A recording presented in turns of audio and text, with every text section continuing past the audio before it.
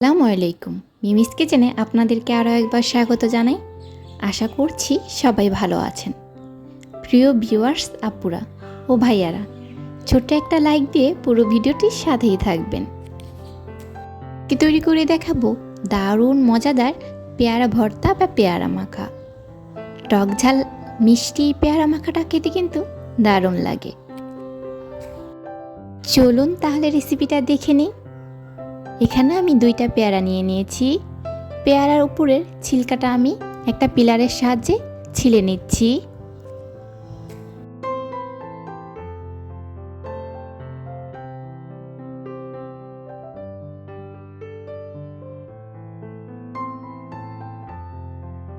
পেয়ারাগুলোকে আমি ছুলে এখন ছোট ছোট করে টুকরা করে কেটে নিচ্ছি।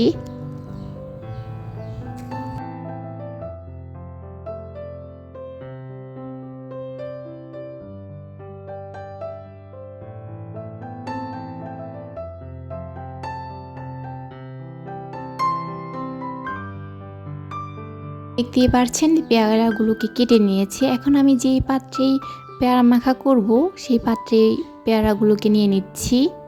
দিয়ে দিচ্ছি এখানে ভেজে রাখা শুকনো মরিচের গুঁড়া, দিচ্ছি স্বাদ মতো বিট লবণ, দিয়ে দিচ্ছি চাট মশলা, দিয়ে দিচ্ছি টকের জন্য তেঁতুল,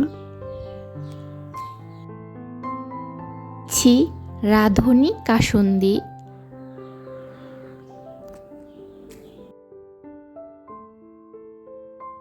এখানে আমি আগেই বলেছিলাম টক ঝাল মিষ্টি পেয়ারা মাখা করব, তাই দিয়ে দিচ্ছি 1 চামচ চিনি আর দিয়ে দিচ্ছি স্বাদ মতো লবণ।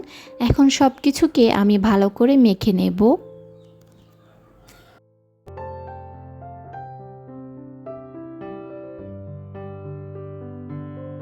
চ্যানেলে নতুন হলে অবশ্যই চ্যানেলটাকে সাবস্ক্রাইব করে পাশে থাকবেন।